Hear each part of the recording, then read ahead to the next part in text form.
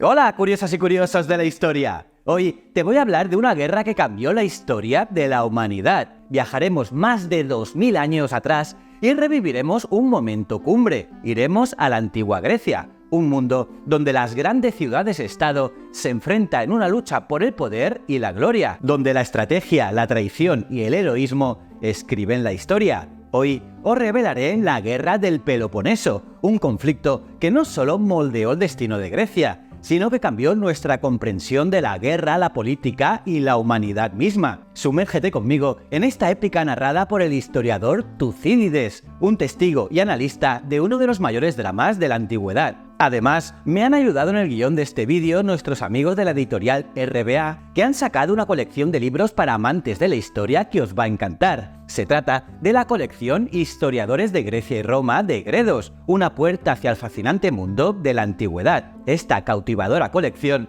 nos ofrece las historias más completas sobre Grecia y Roma en manos de los grandes historiadores. Sí, hablamos de Tucídides, Plutarco, Dion Casio, Herodoto, Tácito y muchos más. Es como revivir la época más apasionante con los mejores historiadores de todos los tiempos. Además, conocer la historia de Grecia y Roma es comprender el mundo de hoy. Os dejo toda la información en la caja de descripción de este vídeo o entra directamente a la web historiadoresgreciayroma.com.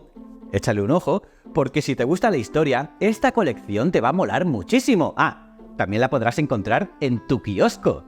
Lo tienes a la vuelta de la esquina. Y justamente, esta increíble colección de libros comienza con la Guerra del Peloponeso narrada por Tucídides, la historia que te voy a explicar hoy. Un clásico que no solo narra la monumental lucha entre Esparta y Atenas, sino que también nos sumerge en las profundidades de la historia y la política de la Grecia antigua. Tucídides, un general ateniense que vivió los horrores y las glorias de la guerra, nos brinda un relato de los hechos, pero además nos hace un análisis minucioso y sobre todo una reflexión muy profunda. Así que, ¿queréis saber más sobre la Guerra del Peloponeso? Pues ponte cómodo porque vas a flipar. Soy JJ Priego, esto es Historias de la Historia y aquí se cuenta la historia de otra forma. ¿Quieres saber más? Acompáñame.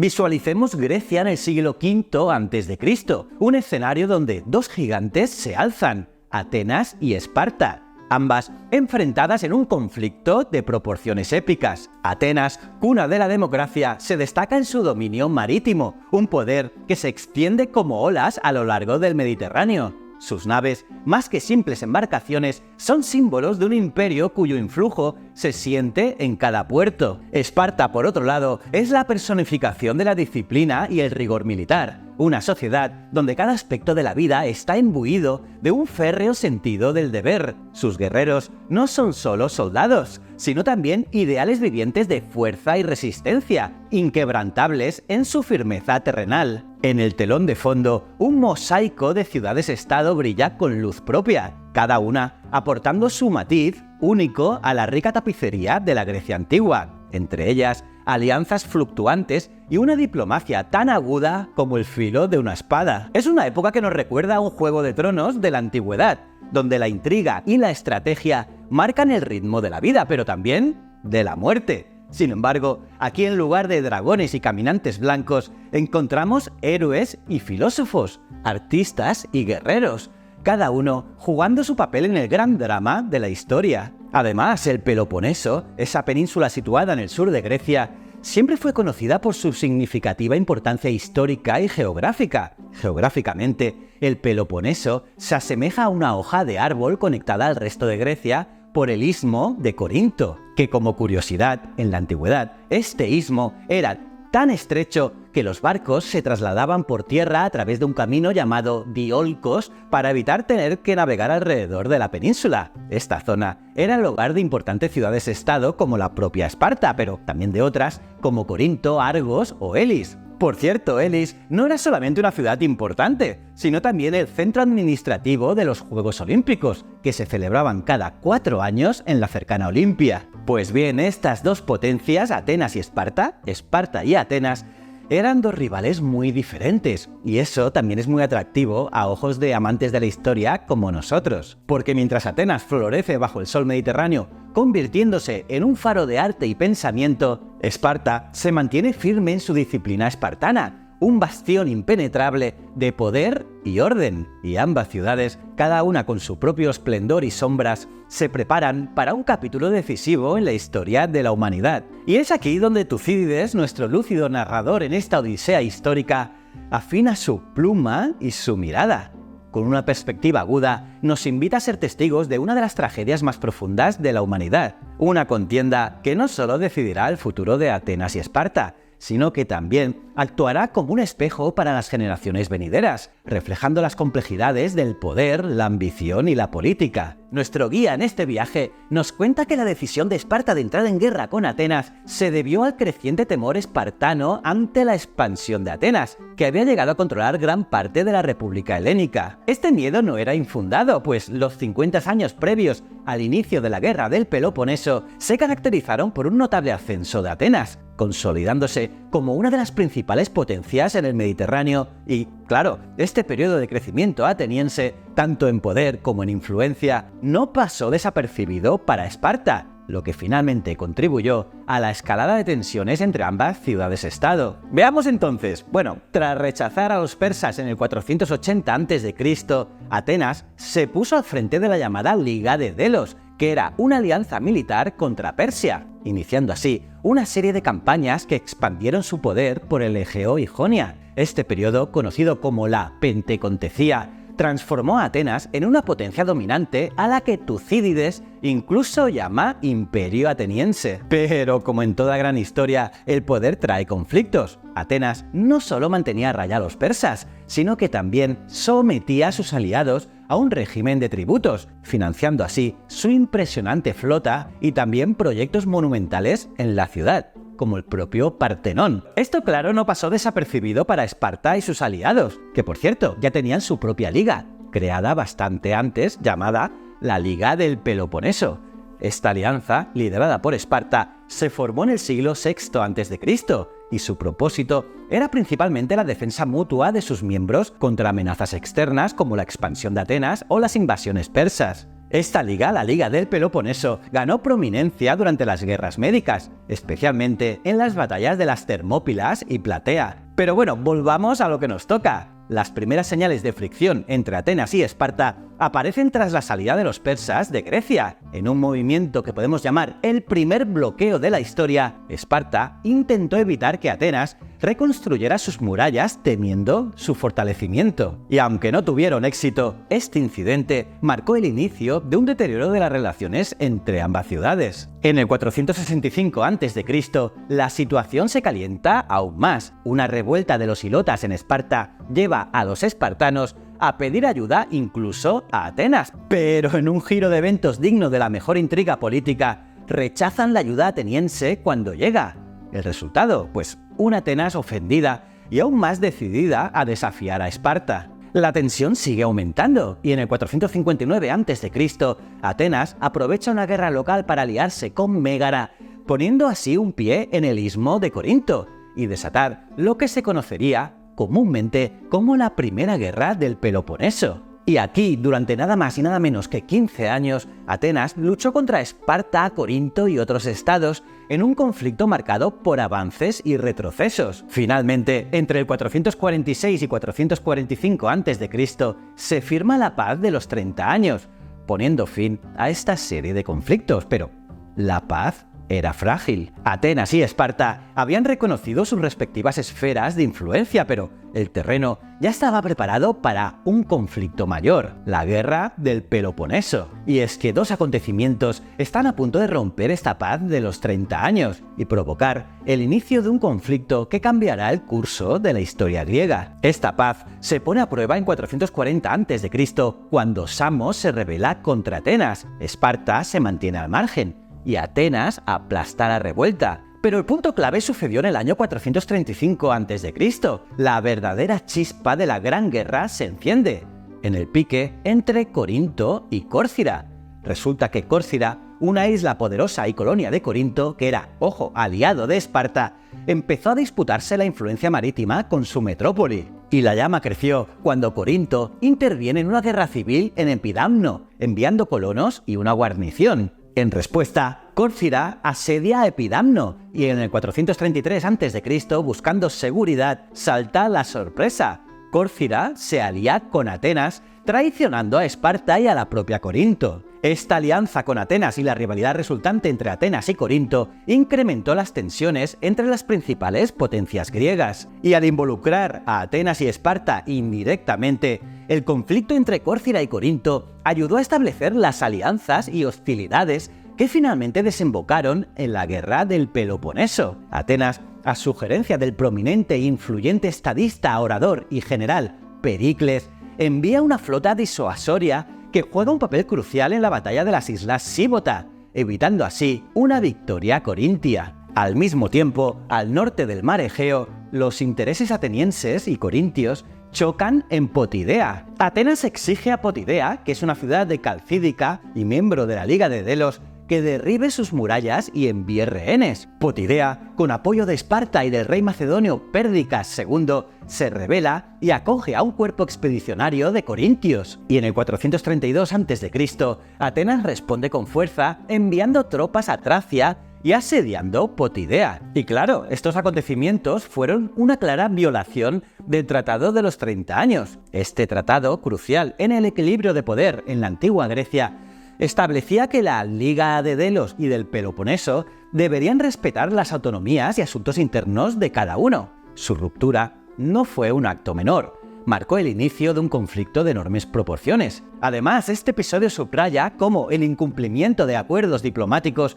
pueden tener consecuencias dramáticas, alterando el delicado equilibrio de poder y desencadenando una guerra que remodelaría el curso de la historia helénica. Además, Atenas decide jugar una carta bastante osada. Promulga un decreto que impone sanciones comerciales contra Megarac, el aliado de Esparta, lo que le provocó un desastre económico. Y es que no poder comerciar con el rico imperio ateniense era como estar en un barco sin remos. Y en medio de este drama, los espartanos, que nunca se quedan atrás en asuntos de Estado, convocan una reunión de la Liga del Peloponeso.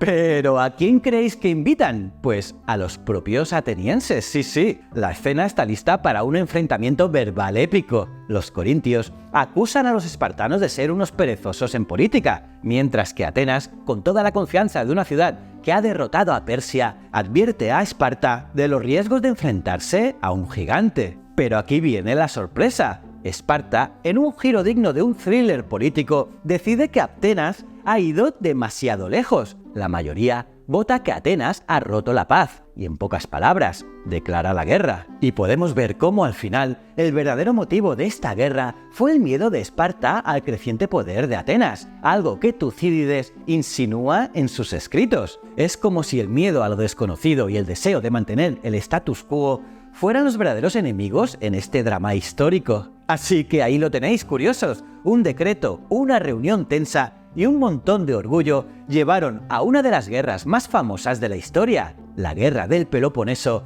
no fue solo batallas y estrategias, también fue un juego de sombras en el que la diplomacia y la política jugaron sus mejores cartas. La estrategia espartana, liderada por el rey Arquidamo II, se centró en invadir el Ática, el territorio alrededor de Atenas, y aunque estas invasiones privaron a Atenas de sus tierras, la ciudad mantuvo su acceso al mar y resistió. Para los atenienses, la figura de Pericles emerge como un faro de liderazgo. Un visionario y un orador nato impulsa a Atenas hacia la grandeza, defendiendo su democracia, apoyándose de su poderosa flota para mantener su imperio, y asumieron una postura defensiva. Pero ojo, esta estrategia la alejó de posibles aliados. Bajo su mando, Atenas se convierte en un epicentro de cultura y política, aunque aislada en su gloria. Mientras que los espartanos, inamovibles en su fortaleza terrestre, ejercen su poder a través de marchas y asedios implacables. Cada facción ejecuta sus estrategias con la esperanza de erosionar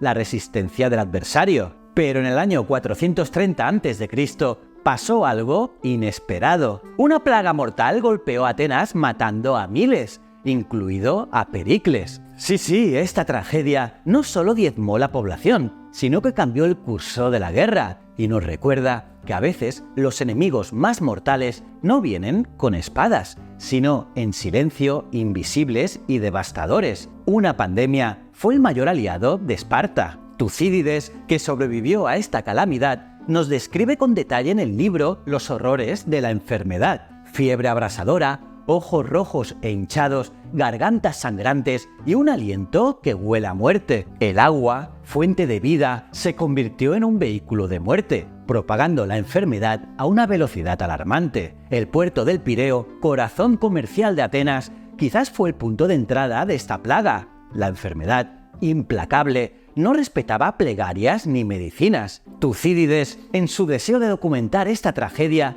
nos deja un testimonio escalofriante de los que sufrieron y murieron, muchos buscando alivio en vano en las frías aguas. La peste no solo cobró vidas, también derrumbó el espíritu de una nación. La muerte de Pericles, el líder visionario, dejó a Atenas sin dirección, sumida completamente en el caos, y es que otros líderes, débiles e incompetentes, tomaron su lugar, marcando un declive irreversible. La ciudad, una vez llena de marinos expertos y valientes soldados, se encontró débil y vulnerable frente a sus enemigos, especialmente Esparta. Atenas, ahora debilitada, comenzó a perder su enfoque defensivo y se aventuró en tácticas más agresivas bajo nuevos líderes como Cleón. A pesar de la plaga, Atenas logró victorias significativas, expandiendo su actividad militar más allá de sus fronteras tradicionales. Esta expansión llevó a importantes victorias, pero también a tensiones crecientes con sus vecinos y aliados. Y el año 415 a.C. marca un punto de inflexión con la ambiciosa y desastrosa expedición ateniense a Sicilia. Bajo la influencia de Alcibíades, Atenas intentó conquistar Sicilia, pero se encontró con una resistencia feroz y estratégicamente astuta de Siracusa y sus aliados. Así que la derrota en Sicilia fue un golpe devastador para Atenas, tanto en términos militares como morales. Los espartanos, aconsejados por el propio Alcibíades, que cambió de bando, fortificaron Decelia en el Ática, cortando los suministros terrestres de Atenas y obligándola a depender del transporte marítimo. La fortificación de Decelia fue un duro golpe para Atenas, agravando su situación económica y militar. Tucídides, con su meticulosa atención al detalle, nos presenta la guerra no solo como una sucesión de batallas, sino como una intrincada red de decisiones humanas, errores y ambiciones. A través de su relato, entendemos que la guerra es un reflejo de la sociedad humana, mostrando tanto nuestras mayores virtudes como también nuestros más profundos defectos. Y llegamos a la batalla final, y es que la guerra alcanzó su clímax con la batalla naval de Gospótamos, en el año 405 a.C. Esta batalla no fue solo un enfrentamiento en el mar, fue el acto final que marcó el fin de la famosa guerra del Peloponeso, y en el centro de todo esto, un hombre, Lisandro de Esparta, un general con una historia tan intrigante como la batalla misma. Lisandro no era un espartano promedio, era un motax, es decir, mitad espartano, mitad hilota, pero todo corazón y astucia, y su ascenso al poder fue un verdadero espectáculo. Primero el protegido de Agesilao, y luego un líder naval que dejó su marca en la historia. Este hombre tenía un apetito insaciable por la gloria y la victoria, pero lo más sorprendente era su habilidad para las estratagemas. Pues bien, llegamos a esta gran batalla de Gospótamos. Atenas, ya debilitada por sus aventuras en Sicilia, se encontraba en un punto crítico. Los espartanos, con el apoyo persa y el ingenio de Lisandro, estaban listos para el golpe final. La escena estaba lista. Una flota ateniense confiada y desprevenida, y un Lisandro observador, esperando el momento perfecto para atacar. La batalla fue rápida, despiadada y decisiva. Los atenienses, sorprendidos, fueron derrotados por completo. En una sola hora, Lisandro no solo ganó una batalla, sino que puso fin a una guerra que había desgarrado a Grecia durante décadas. La victoria en Gospótamos fue más que una victoria militar para Esparta. Fue el momento en que el equilibrio de poder se inclinó completamente a su favor. Atenas se rindió, su flota fue destruida y la gloriosa era de su dominio llegó a un trágico final. La caída de Atenas no fue solo el final de una guerra, sino el inicio de un nuevo capítulo en la historia de Grecia. Ahora, con la rendición de Atenas en ese 404 a.C., Esparta se erige como la nueva superpotencia. Ahora, Esparta impulsará su política en toda Grecia, y su flota pasará a controlar las principales rutas comerciales. Además, Atenas fue severamente castigada, fue obligada a reducir su flota y también a destruir sus fortificaciones, por lo que perdió áreas de influencia. Y lo peor para ellos, la democracia fue sustituida por una tiranía. Y es que Esparta impone un gobierno oligárquico en Atenas conocido como el régimen de los 30 tiranos. Pero esta imposición de poder es vista con recelo tanto dentro como fuera de Atenas. La victoria espartana no trae la paz esperada. En lugar de unificar Grecia, la hegemonía espartana enfrenta resistencias y desafíos. Además, la democracia en Atenas, aunque herida, no está muerta. Y es que después de la guerra del Peloponeso y del régimen opresivo de los 30 tiranos, la democracia fue restaurada en Atenas poco después. Y todo fue gracias a la valiente intervención de Trasíbulo. Y es que aunque estuviese exiliado a Tebas, Trasíbulo se convirtió en un líder de oposición contra la oligarquía y en el 403 a.C. lideró un grupo de 70 exiliados en un asedio a Filé, en Ática. Su audaz ataque sorpresa y victorias posteriores contra la guarnición espartana y los oligarcas de Atenas, incluyendo la muerte del líder de los 30 tiranos, Critias, fueron cruciales. Aumentando sus fuerzas, Trasíbulo se trasladó al Pireo y desde allí logró repeler a los oligarcas y a la guarnición espartana, y después de una serie de conflictos y batallas, incluida una difícil pero exitosa confrontación con las fuerzas del conservador Pausanias, enviado por Esparta, Trasíbulo finalmente logró un acuerdo para restaurar la democracia en Atenas. Eso sí, pese a todo esto, se puede decir que el fin de la guerra del Peloponeso marca el principio del fin del siglo de oro de Grecia. Las constantes guerras han dejado a las polis griegas agotadas y vulnerables. Como veis, Esparta, aunque victoriosa, pronto enfrentará sus propios desafíos, incapaz de mantener un control firme sobre Grecia. Además, en los años posteriores a la guerra,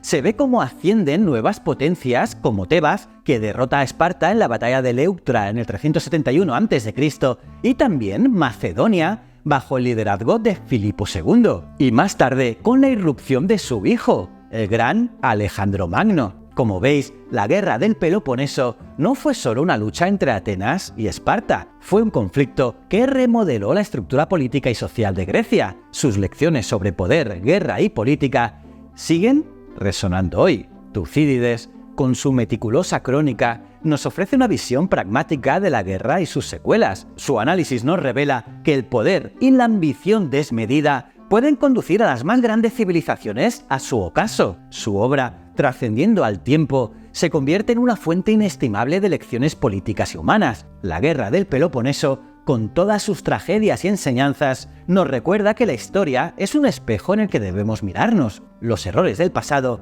iluminan el camino hacia el futuro, y las decisiones del ayer resuenan en el eco del presente. Y con esto concluimos nuestra exploración de la guerra del Peloponeso, una historia de poder, orgullo, conflicto y caída. Tucídides, a través de su relato, nos ha guiado en un viaje no solo a través de la historia, sino también por el laberinto de la naturaleza humana. Y espero que este viaje haya sido tan revelador para vosotros como lo ha sido para nosotros. Y esto es solo un aperitivo. Estas historias y muchas más las tenéis en la colección Historiadores de Grecia y Roma de Gredos. Descubre los secretos y estrategias de la antigüedad comprando la colección en historiadoresgreciayroma.com o en vuestro kiosco, y explora nuestro pasado a través de los ojos de los mejores historiadores de la antigua Grecia y Roma. Estoy seguro que te molará un montón. Y nada más por hoy. Déjame saber tu opinión en los comentarios y no olvides suscribirte, darle a la campanita si te mola el contenido de historia, un buen like, y aquí te dejo otros vídeos que debes ver y estos botones para que conozcas mis otros canales. Y recuerda, el conocimiento es un requisito esencial para la supervivencia. Nos vemos en el próximo vídeo. Muchísimas gracias.